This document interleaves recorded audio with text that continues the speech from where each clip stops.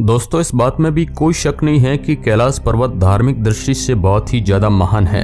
कैलाश मानसरोवर हिंदू धर्म में सबसे ज्यादा पवित्र जगह मानी जाती है। ये जगह अभी तिब्बत में स्थित है और जैसे कि आपको पता होगा कि चाइना ने तिब्बत के ऊपर कब्जा किया हुआ है, जिसके चलते कैलाश पर्वत के ऊपर भी चाइनीज गवर्नमेंट का हक है। लेकिन वह अगर हक दिखाने की थोड़ी भी कोशिश करती है तो वह हकी बक्की रह जाती है। इसके बारे में भी हम आपको आगे बताएंगे। वैसे तो कैलाश पर्वत पर चढ़ना 2001 से ही चाइनीज गवर्नमेंट ने बैन किया हुआ है, क्योंकि चाइनीज गवर्नमेंट के साथ कुछ ऐसी घटनाएं हुई थी जिसके बाद वह कैलाश पर्वत के ऊपर चढ़ने के नाम से ही कांपती है। चीन ने 1990 और 1996 के बीच कैलाश पर्वत पर चढ़ने की कोशिश की थी, लेकिन ये कोशिश इतनी भयानक साबित हुई कि चीन ने यहाँ पर जाने से बैन लगा दिया। सबसे पहले चाइना ने 17 वैज्ञानिकों की एक टीम को कैलाश पर्वत के ऊपर भेजा था। इस टीम में कुछ चाइनीज साइंटिस्ट थे तो कुछ जापानी, लेकिन इन साइंटिस्ट के साथ क्या हुआ ये किसी को नहीं पता है, क्योंकि ये वहां पर गए लेकिन उन्होंने एक डेट फिक्स की थी कि हम इस डेट तक वापस आ जाएंगे, लेकिन ये वापस आए ही नहीं। फिर कुछ रेस्क्यू टीम को भेजा गया ये देखने के लिए कि अभी भी जिंदा है या नहीं,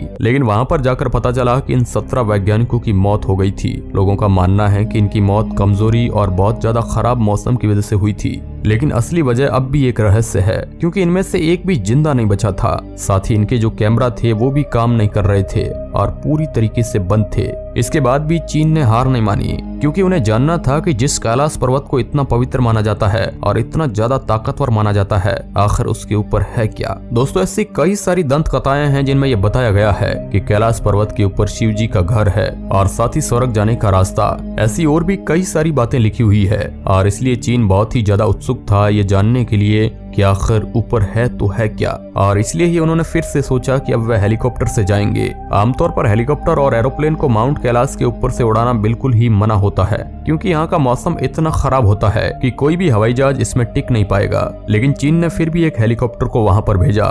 चीन के मीडिया रिपोर्ट्स ने कहा कि जब उन्होंने हेलीकॉप्टर की उड़ान भरी थी तो शुरुआत में उन्हें कैलाश पर्वत के काफी खूबसूरत नजारे दिख रहे थे। उन्हें लग रहा था कि इससे ज्यादा सुंदर और शांत जगह और कोई भी नहीं है। इनके साइंटिस्ट का कहना था कि अगर ये सफर ऐसे ही चलता रहा तो उन्हें किसी भी बात की चिंता नहीं है, लेकिन इनको ये बात पता नहीं थी कि ये तूफान आने से पहले की शांति थी, क्योंकि जिन नजारों का ये मजा ले रहे थे वह मजा चुटकियों में उनके लिए सजा बन गई थी। क्योंकि थोड़ी ही ऊंचाई पर जाने के बाद कैलाश पर्वत के वातावरण में बहुत ही ज्यादा बदलाव आने लगे थे। उनका कहना था कि वह जब जमीन पर देख रहे थे तो हर जगह बस हिमस्खलन आ रहे थे। ये हिमस्खलन बहुत ही ज्यादा बड़े थे। उनका कहना था कि नीचे देखकर उन्हें थोड़ा डर लग रहा था, लेकिन ऊपर देखने पर उन्हें और भी ज्यादा डर लग रहा था, क्योंकि ऊपर ऐसे घने काले बादल थे मानो वो हेलीकॉप्टर को निगल जाएंगे। जैसे ही ये और ज्यादा ऊंचाई पर गए तो हर जगह पर बिजली कड़कने लगी और काफी जोर की बर्फबारी होने लगी। इतने ऊपर ऑक्सीजन लेवल भी बहुत ज्यादा कम होता है, जिसके चलते इंजन भी अच्छे से काम नहीं कर रहे थे और हवा का प्रेशर इतना ज्यादा था कि हेलीकॉप्टर को कंट्रोल करना बहुत ज्यादा मुश्किल हो गया था। चीनी वैज्ञानिकों की माने तो उनका कहना है कि कैलाश पर्वत पर सारी दिशाएं आकर मिलती है, जिसके चलते उन्हें बहुत ही ज्यादा दिशा भ्रम दिखाई दे रहे थे। उनके लिए यह बताना मुश्किल था कि नॉर्थ किस तरफ है और साउथ किस तरफ। उनके पास जो कंपास था वह भी पूरी तरीके से काम करना बंद कर दिया था। उन्हें पता नहीं चल रहा था कि वह किस ओर बढ़ रहे हैं। उनके लिए बस एक ही डायरेक्शन था, वह था ऊपर जाना। वह जैसे जैसे ऊपर जाते रहे वैसे वैसे वातावरण और भी ज्यादा खराब होता गया। फिर एक पल में इतना ज्यादा खराब हो गया कि हेलीकॉप्टर में वार्निंग मैसेज बजने लगा। साथ ही पेट्रोल के कांटे ने भी काम करना बंद कर दिया। उनका दिल जोर जोर से धड़क रहा था और उनके दिमाग में वापस जाने के ख्याल आ रहे थे, और फिर इनके पास और कोई चारा नहीं बचा और इन्हें यह मशीन आधे में ही रोकना पड़ा।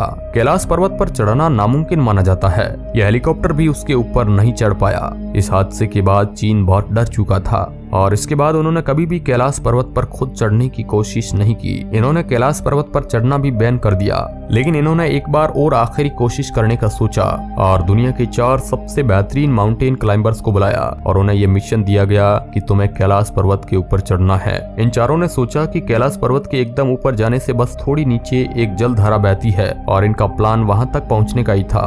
और फिर क्या था, इन चारों ने अपने एडवेंचर को शुरू किया। कहते हैं कि 1 हफ्ते तक इनका कोई अता पता नहीं था, लेकिन इसके बाद रेस्क्यू टीम को इनकी मदद के लिए भी भेजा गया और तभी ये चारों जिंदा मिल गए। लेकिन इनकी हालत बहुत ही ज्यादा खराब थी। इनकी आंखें अंदर जा चुकी थी, इनके नाखून और बाल बहुत ज्यादा बढ़ चुके थे और बाल सफेद हो चुके थे। इनके चेहरे पर झुर्रियां आ गई थी। ये ठंड से कांप रहे थे और इसके साथ ये बहुत ज्यादा कमजोर हो चुके थे। बाहर की दुनिया के लिए बस 8 साल इनके लिए 25 साल जितना बड़ा समय लग रहा था।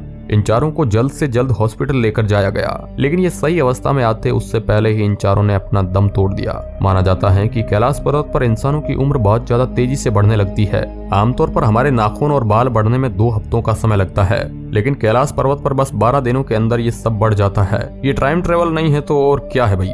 दोस्तों, मान्यता है कि ये शिवजी का कवच है ताकि कोई भी कैलाश पर्वत के ऊपर तक पहुंच ना पाए। आमतौर पर कैलाश पर्वत के एकदम ऊपर पहुंचने में बहुत ज्यादा समय लगेगा और अगर ऐसे ही कमजोरी बढ़ती रही तो वह ऊपर पहुंचने से पहले ही मर जाएगा। कहा जाता है कि कैलाश पर्वत में चढ़ते वक्त एक पॉइंट आता है जिसके बाद ठंड बहुत ज्यादा बढ़ जाती है, आपको घबराहट होने लगती है और कई आवाजें मन में आती है कि वापस चले जाओ, जैसे कि कोई हमें चेतावनी दे रहा हो। जिन्होंने इस पर चढ़ने की कोशिश की उनका कहना है कि इसके ऊपर किसी पारलौकिक शक्ति का हाथ है। वैसे ये सवाल तो मन में आता है, क्या आज तक कैलाश के ऊपर कोई नहीं चढ़ा है? देखा जाए तो एक व्यक्ति है जिनका नाम था मेलारप्पा। ये एक बौद्ध भिक्षु थे और ये 1128 में कैलाश पर्वत के ऊपर चढ़े थे। माना जाता है कि मानव इतिहास के ये इकलौते ऐसे व्यक्ति थे जो यहाँ तक चढ़ सके थे। वैसे नीचे आने के बाद इन्होंने किसी से बात नहीं की थी, जिसके चलते हम ये पता नहीं लगा सकते हैं कि ऊपर है क्या। लेकिन ये भी एक विवाद का विषय है, इनके बारे में कोई ऐसे सबूत नहीं मिले हैं। वैसे लोगों का कहना है कि मेलारप्पा पहले से काफी तिलस्वी थे, लेकिन कैलाश के ऊपर से आने के बाद उनमें बहुत बदलाव था। उनकी आंखों को देखकर ऐसा लग रहा था जैसे उन्होंने दुनिया का सच जान लिया हो। उनका स्वास्थ्य पहले से बहुत ज्यादा अच्छा था, लेकिन फिर भी उन्होंने 7 साल के बाद 1135 में इस दुनिया को छोड़ दिया। दोस्तों, कैलाश पर्वत के बारे में कई और खास बात है, जैसे कि धरती के एक और उत्तरी ध्रुव है और दूसरी ओर दक्षिणी ध्रुव। दोनों के बीचों बीच स्थित है हिमालय और हिमालय का केंद्र है कैलाश पर्वत। वैज्ञानिकों के अनुसार ये धरती का केंद्र है। ये एक ऐसा भी केंद्र है जिसे एक्सिस मुंडी कहा जाता है। एक्सिस मुंडी अर्थात दुनिया की नाभि या फिर आकाशीय ध्रुव और भौगोलिक ध्रुव का केंद्र। यह आकाश और पृथ्वी के बीच संबंध का एक बिंदु है जहाँ 10 दिशाएं मिल जाती है। रसिया के कुछ वैज्ञानिकों के अनुसार एक्सिस मुंडी वह स्थान है जहाँ अलौकिक शक्ति का प्रवाह होता है और आप उन शक्तियों के साथ संपर्क कर सकते हैं। यहाँ दुनिया की सारी दिशाएं मिलती है। कुछ मानते हैं कि यहाँ जाने के बाद आप सब कुछ देख सकते हो, लेकिन इसके ऊपर जो कुछ भी है पक्का कुछ खास है। एक रशियन वैज्ञानिक जिनका नाम अर्नेस्ट मुल्त्सेव है, इन्होंने अपनी सारी जिंदगी कैलाश पर्वत पर लगा दी। इन्होंने एक किताब भी लिखी जो कि पूरी कैलाश पर्वत के ऊपर इनकी थ्योरी से बनी है। इनका मानना है कि पर्वत के ऊपर कोई बहुत ही बड़ी शक्ति है जिसे इंसान नहीं समझ सकता। इनका कहना है कि आप कैलाश पर्वत पर 1 महीने रुकोगे तो वह आपकी जिंदगी का 25 साल ले लेगा। दोस्तों, इनका कहना है कि कैलाश पर्वत के ऊपर नहीं, कैलाश पर्वत के अंदर भी अलौकिक शक्ति है। इनका कहना है कि जब कैलाश पर्वत में रात हो जाती है तो एकदम शांत माहौल में आपको एक धुन या फिर ओम की आवाज सुनाई देगी। इनका यह भी कहना है कि कई बार आपको पहाड़ के अंदर से खुसफुसाने की आवाज सुनाई देगी। कई बार पहाड़ के अंदर से चट्टानें गिरने की या फिर कुछ बनने की आवाजें भी आती है। इनका यह भी मानना है कि पहाड़ के अंदर कोई रहता है। इन्होंने जब अपने साथियों के साथ वहां पर थोड़ा वक्त बिताया तो इन्हें यह महसूस हुआ कि पक्का इस पहाड़ के अंदर कुछ है। वैसे तिब्बत की पुरानी किताबों में यह सब लिखा है कि कैलाश में एक ऐसी जगह है जहां से आप स्वर्ग में जा सकते हो। इस स्वर्ग को संभाला कहा जाता है। कई हिंदू और तिब्बतियन ग्रंथ में लिखा हुआ है कि यहीं से सारे देवी देवता जन्मे थे और लोगों का यह भी मानना है कि कृष्ण भगवान का जो आखिरी अवतार होगा, जो इस दुनिया से पाप का नाश करेगा, वो यहीं से आएगा। और अर्नेस्ट की बातें सुन के यही लग रहा है जैसे संबाला कैलाश के अंदर है और शायद उसके ऊपर से संबाला तक जाने का रास्ता हो। वैसे अर्नेस्ट के बाद और भी लोग हैं जो कैलाश पर्वत पर गए, उन्हें अलौकिक शक्ति का एहसास हुआ।